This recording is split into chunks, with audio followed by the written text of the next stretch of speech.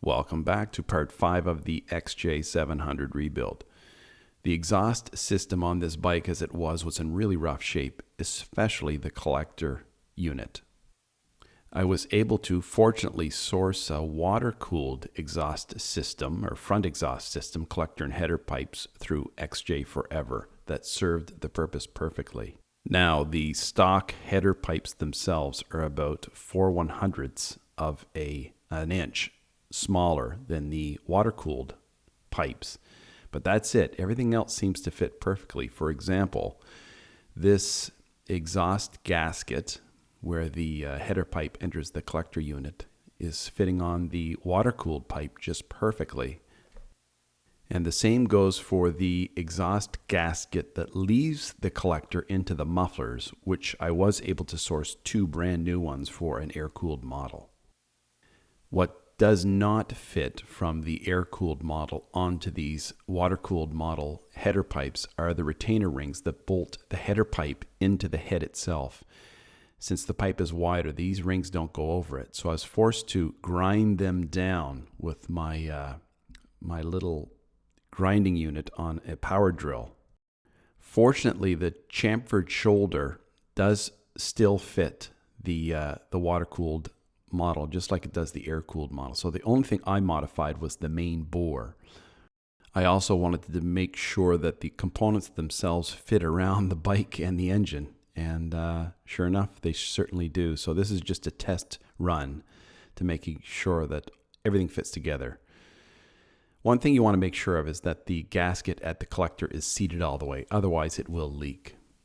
Once it all came together perfectly, I tightened everything up.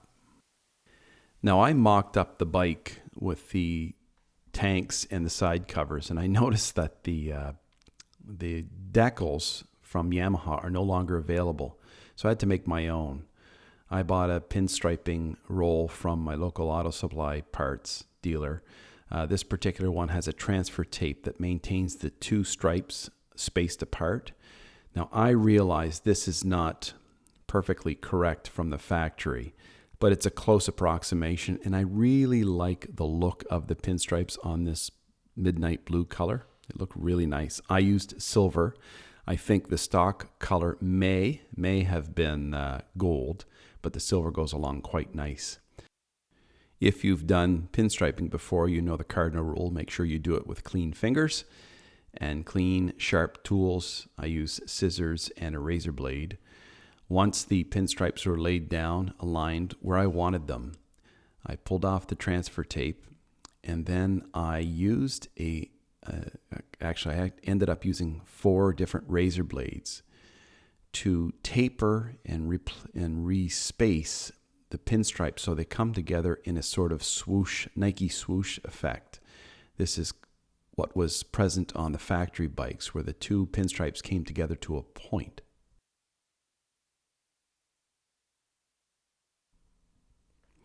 Now, using a sharp razor blade on a painted component, especially metal components, now this particular side cover obviously is plastic, but the tank is metal, and you want to be very cautious to just cut through the tape and not into the paint. Once you get into the paint, then you're down potentially into the metal, and that does give an opportunity for rust to form. I have seen it. If you've seen it from time to time on older cars, you can see where somebody clearly cut the pinstriping with a razor blade and cut too deep. And over time, in rain and moisture, rust drips begin to form at the edge of the pinstriping where it finishes off. Now, I presume the next video will most likely be the last one where the bike is started and tuned, and a final look over with the camera out in the sunlight. Unfortunately, the weather here in eastern Canada has been horrendous, and I've been waiting to do the final video out in the sun where you could see everything, but with clouds and humidity and thunderstorms, it's just been a tough challenge. But hopefully that'll be the next video. Take care.